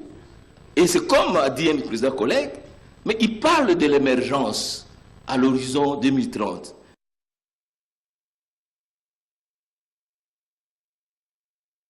Mais il va aller comment? À pied? Parce que là, je ne vois pas de chemin de fer, il n'y a pas de locomotive, il n'y a pas d'avion, il n'y a pas de bateau. Alors comment on va y arriver? Peut-être à vélo. Monsieur le Président, les contraintes de transport, de planification, et je comprends la problématique de notre collègue Moussendu, et la problématique de notre collègue Maindombe, en ce qui concerne le prix. Mais le pouvoir d'achat du Congolais, la difficulté, la malnutrition, sont les conséquences de l'absence de politique publique de transport combinées aux contraintes des autres entreprises, à savoir pour le contrainte en matière de commerce. Parce que non seulement il n'y a pas de route, mais il y a des entreprises qui s'acharnent à bloquer, n'est-ce pas, la fluidité du transport et des marchandises. Pour importer chez nous, il faut payer l'argent à la BCC, au ministère du Commerce, au RVM, à l'ONATRA, au CMDC, à la DGDA, à l'OCC, à BIVAC, à l'ONC, à l'OGFREM, à l'OFPI. Tout cet argent, ça sert à quoi? À proclamer des PDG champions de la bonne gouvernance, alors qu'ils ne sont même pas capables de payer leurs employés. Il y a des entreprises où les travailleurs ont 4 mois d'arriérés, mais le PDG ou la DG est toujours heureux, donc il est là pour d'autres raisons que nous tous nous connaissons. Donc, il n'y a aucune volonté politique, comme a dit le collègue Balukoucha. Et voilà. Donc, Monsieur le Président, je crois que, à liminaire, et peut-être en conclusion, c'est ce qu'il faut faire, les constats de l'impuissance, de l'incapacité et d'une politique, n'est-ce pas, comme je dis, de paraître qui ne sert à rien. Oui, on va voir qu'il manque de l'argent, mais il y a de l'argent pour aménager le siège de la primature, pour faire des tableaux de grands maîtres, et qui ne servent absolument à rien, sinon à recevoir les enfants chaque vendredi pour boire du thé. C'est ça gouverner. C'est ça gouverner, Monsieur le Président. Donc, Monsieur le Président, les 3 secteurs qu'on a parlé, On a parlé du secteur ferroviaire. Je ne vais pas y revenir. La CFU. Question, Monsieur le Premier ministre, Monsieur le ministre. Il semble que vous avez démonté le rail d'Aketi à Bumba. Si c'est vrai, à qui on a vendu ça? Et pourquoi? Donc, veut-on condamner tout l'Ouélé jusqu'à l'Ituri Mumbere, n'est-ce pas, à la préhistoire économique? La même chose a été faite pour le chemin de fer de Mayombe, dont a parlé le collègue Mouaka. La même chose, question, on a vendu le rail en mitraille du chemin de fer Kisangani au Bundu. Qui a vendu? Pourquoi? Parce que ces chemins de fer faisaient partie d'un schéma de circulation multimodale qui combinait chemin de fer, rail et port. Mais vous vendez tout ça.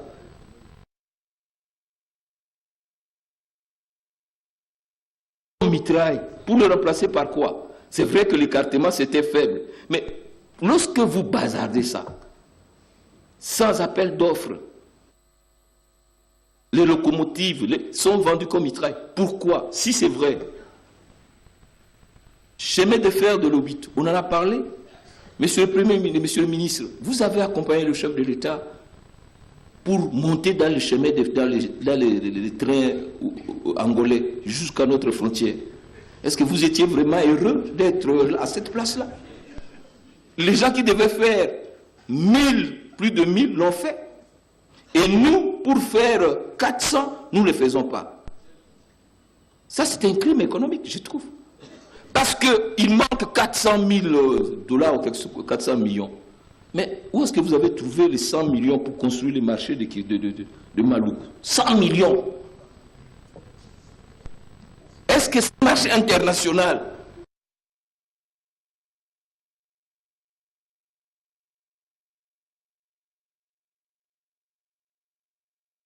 l'obscurité alors que ces chemins de fer. Et j'ai demandé, est-ce que les chemins de fer arrivent quand même de Katanga? Il s'est dit oui, parfois, une fois tous les 6 mois. C'est malheureux. Je laisse le chemin de fer. J'arrive au fluvial, qui m'intéresse.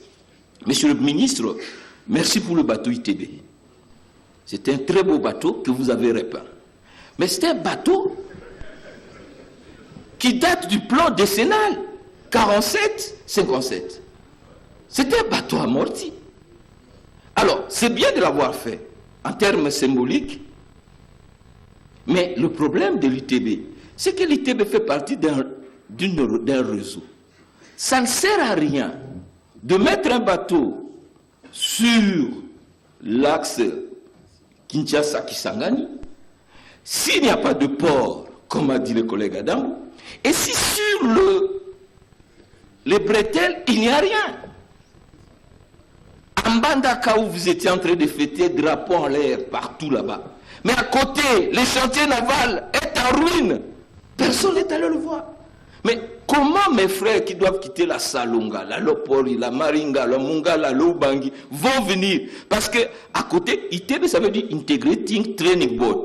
C'est un concept intégré. Donc, les barges viennent des affluents et puis ils sont amarrés et on avance.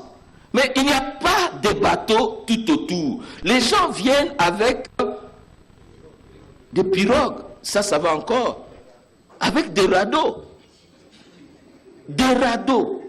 Et la nuit, il y a de morts. Si vous allez pleurer comment des femmes et des enfants sont en train de se noyer en pleine journée. Parce que ces personnes doivent absolument venir vendre leurs produits. Mais il n'y a aucun bateau. Question, combien ça a coûté l'ITB Kokolo pour sa réhabilitation? Mais autour d'ITB Kokolo, il va venir l'ITB Gungu. Mais c'est pourquoi? C'est pour le spectacle. Parce que s'il n'y a pas un port en Bandaka, et si les rivières n'amènent pas, il n'y a pas de bateaux qui vont à Zongo, à Businga, à l'Issala, ça ne sert absolument à rien. Ça ne sert à rien. Non, je crois que le président a eu des problèmes avec cette révolution de modernité parce que le gouvernement n'a rien fait.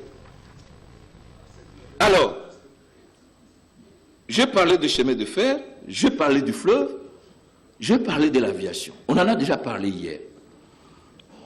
Monsieur le ministre, je ne parle pas de lac, je ne parle plus de Congo Airways, on en a parlé, mais le Congo est un pays continental. Donc, le transport aérien est stratégique pour nous. Bon, aujourd'hui, nous avons une seule société aérienne, CA, avec, je ne sais pas, 3 ou 4 avions, je ne sais pas. Mais il y a des privés qui arrivent,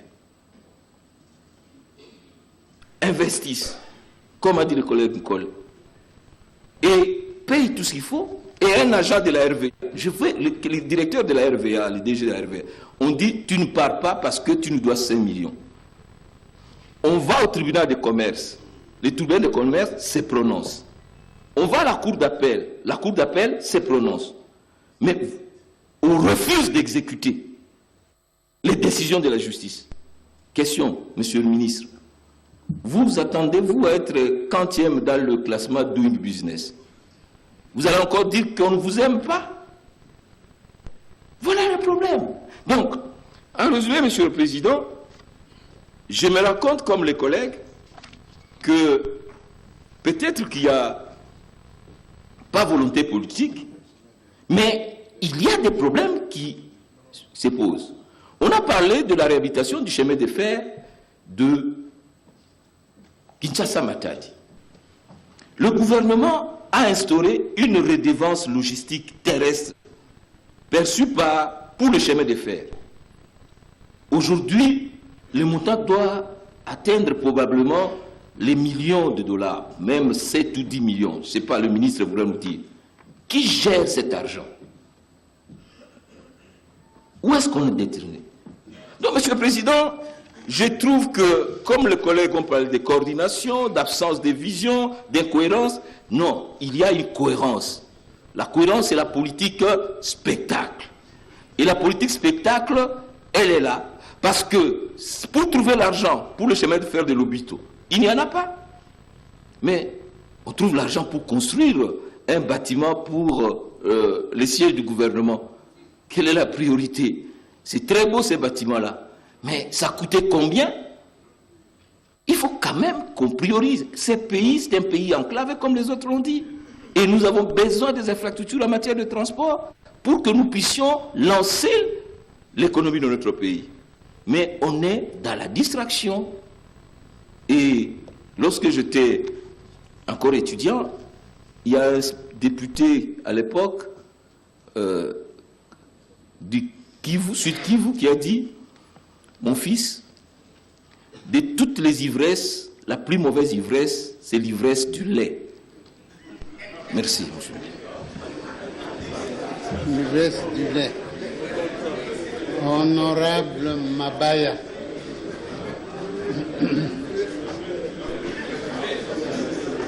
Mais l'ivresse du lait, parce qu'on ne peut pas être libre.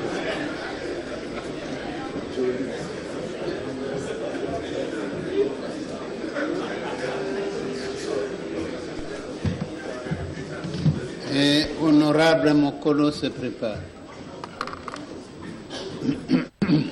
Honorable Président, je vous remercie pour la parole et saisis l'occasion pour féliciter mon collègue Mosendu pour sa question orale. Vous le sentez, chers collègues, je suis triste. Plus triste que vous tous. Plus triste que vous tous, pourquoi? Tout simplement parce que près de 30 ans de ma vie, je les ai passés au chemin de fer. Si bien que, aussi bien 14 millions d'investissements sur 450 millions, si j'ai bien compris. requis pour entretenir la voie de chemin de fer sur près de 400 km. J'ai bien suivi, je pense. Hein. Si c'est cela, monsieur le ministre, n'acceptez pas les 14 millions parce que vous ne ferez rien avec. Parce que si vous voulez réhabiliter la voie de chemin de fer, vous avez les locomotives dont vous avez parlé tout à l'heure, mais il faut absolument la voie. Autrement, vos locomotives, vous les perdez dans les semaines qui suivent. Et donc, le tout doit se tenir. Donc, négliger un des éléments que je viens de citer, mais vous n'arrivez à rien. J'aimerais vous citer un exemple que j'ai vécu.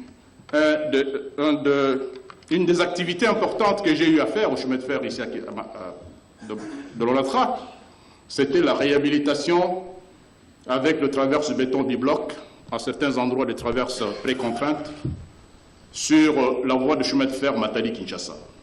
Mais à l'époque, le pays était tellement crédible. Les quelques tronçons que nous avons réalisés en réhabilitation sur ce chemin de fer, mais nous avions 40 millions de dollars. 40 millions de dollars. Là, 14 millions pour 470 km de voie, je me dis, c'est appauvrir le pays encore plus. Parce que vous allez donner l'impression aux gens que vous avez réhabilité alors qu'en fait vous n'aurez rien fait avec ces montants-là lorsqu'il faut considérer les prévisions de 450 000. À ce sujet, j'aimerais poser une question précise au ministre. Qu'est-ce que l'État congolais doit au chemin de fer? J'aimerais le savoir. Chers collègues, vous vous rappellerez que lorsque nous avons voté le FONER, à ce micro, j'avais mis l'accent sur le fait qu'il fallait faire attention au chemin de fer. Qu'il ne fallait pas, en ce qui concerne le chemin de fer, notamment l'utilisation du carburant par le chemin de fer, d'exiger au chemin de fer de payer pour le FONER. Vous vous rappellerez encore. Mais je pense que vous ne m'aviez pas suivi. Parce que nous n'avons fait qu'enfoncer le chemin de fer par rapport à la route. Nous avons enfoncé le chemin de fer. Le collègue Abambala effleurait un peu. Pendant que la route est prise complètement en charge par l'État, le chemin de fer, lui, mais c'est le chemin de fer qui prend en charge la réhabilitation d'un chemin de fer. Donc, moi, je pense que nous devrions réfléchir sur ce problème concret. Comment soutenir le chemin de fer pour que le pays se développe, et le pays se développera le jour où le chemin de fer va marcher. Ne fût-ce que sur le plan de l'intégration régionale, de l'intégration d'abord interne du pays. Mais il faut ce chemin de fer. Le chemin de fer n'est pas qu'un moyen de transport de masse, mais c'est un moyen parfait d'intégration interne de notre pays. Il y a donc un effort à faire au niveau de l'État congolais pour soutenir le chemin de fer. Et cela est important pour notre développement. Je ne voudrais pas utiliser les mots qui utilisent... Non, dans ma bouche, ça ne peut pas passer. Donc, il y a effectivement une concurrence déloyale. Non seulement à cause de ce que mon collègue Balikucha a relevé, mais également à cause de certaines lois que nous votons. Nous ne tenons pas compte qu'il y a un chemin de fer qui est important. Nous devrions également avoir un regard pour que le chemin de fer puisse se développer. Oui, le chemin de fer peut être rentable. J'insiste parce que je l'ai vécu. Je l'ai vécu parce qu'à l'époque, je vais vous donner une information, à l'époque, et j'étais encore dirigeant du chemin de fer, le chemin de fer Matadi-Kinshasa payait tout l'Onatra. Quasiment toutes les charges du chemin de l'Onatra étaient prises en charge par le chemin de fer. Mais aujourd'hui, d'1 million de tonnes, parce que nous avions, cher collègue Mokonda, on avait une vision. On avait une vision du chemin de fer. Parce que je me rappellerai toujours qu'à chaque début de l'année, nous nous disions, tous les staffs chemin de fer se réunissaient, des gens formés pour le chemin de fer. On se disait, cette année, nous devons absolument réaliser 1 million de tonnes. Et nous le faisions. Aujourd'hui, j'apprends qu'avec 200 000 tonnes, ils sont contents, ils se réjouissent. C'est pour ça que je suis triste. Je suis triste, le dernier mot que j'aimerais dire, chers collègues, c'est que nous ne devons pas recourir tout le temps aux autres, aux étrangers. Le pays est plein de gens formés. Les gens sont formés. Collègues, nous sommes formés. Pas uniquement nous qui sommes dans cette salle, mais les autres également en dehors de cette salle sont formés. On devrait leur faire confiance. Faire confiance aux gens formés. Mais également au niveau des entreprises, prendre des dispositions pour que cette formation soit permanente. À l'époque des Belges, ils le faisaient. Les Belges le faisaient tellement bien qu'on se demandait, mais est-ce qu'ils n'exagéraient pas? Mais aujourd'hui, lorsqu'on fait la comparaison, c'est le jour et la nuit. Je n'aimerais pas, à ce moment, être ministre des Transports, malgré mon expérience. Parce que s'il faut l'être, il faut changer beaucoup de choses. Il faut entrer dedans. Parce que c'est une honte aujourd'hui pour le pays. Moi, j'ai honte. J'ai honte quand je me rappelle ce qui se passait à l'époque. Et ce que je vois aujourd'hui. Je me dis, quel malheur d'avoir été ingénieur civil, bien formé, et se retrouver dans ce pays-là. Un pays où les promotions se font, les nominations ne font n'importe comment.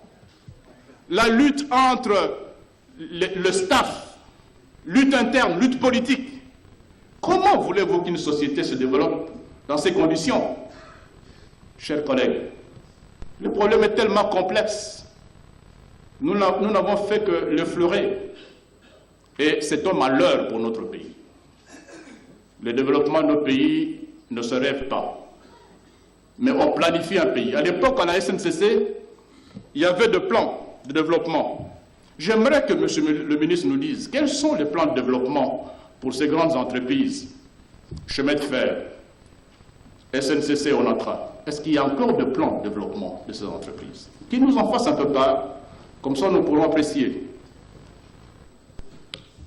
Je voudrais revenir sur ce que j'ai dit en passant. Faire confiance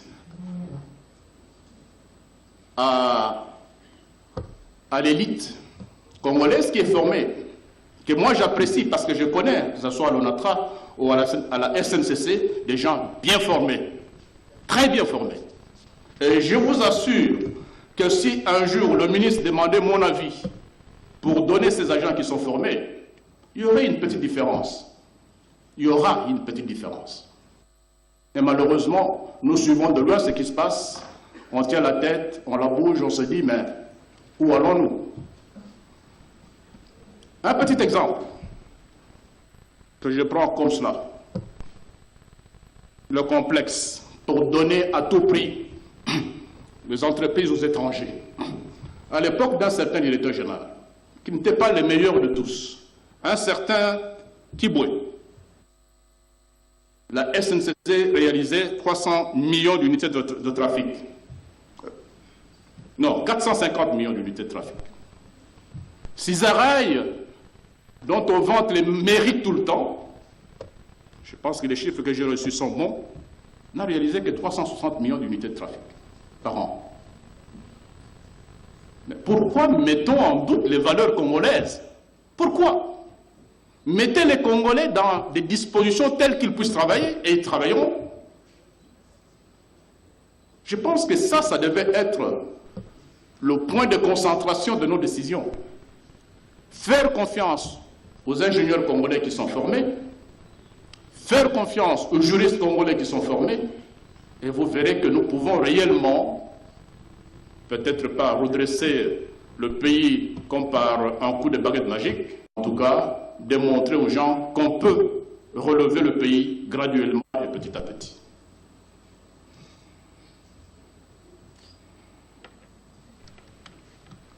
Un collègue a parlé de la redevance logistique à l'ONATRA. J'insiste.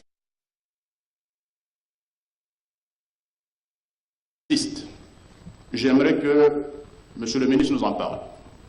Parce qu'effectivement, cette redevance était une voie de sortie une bouffée d'oxygène donnée à l'ONATRA pour que cette entreprise dans laquelle nous avons donné le meilleur de nous-mêmes puisse s'en sortir. Où est-ce que nous en sommes aujourd'hui? Monsieur le ministre, j'aimerais avoir une réponse précise. Et encore une fois, merci collègue Flomou pour la question orale. Honorable Bokolo.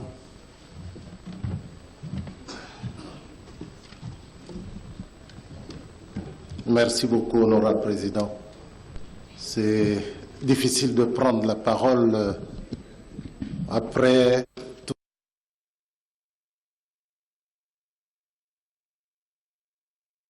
toute cette charge héroïque sur le ministre et le système, d'autant plus que je ne peux pas accabler le ministre, je connais ses difficultés et a été moi-même ministre, même si c'est il y a presque une trentaine d'années. J'aimerais plutôt terminer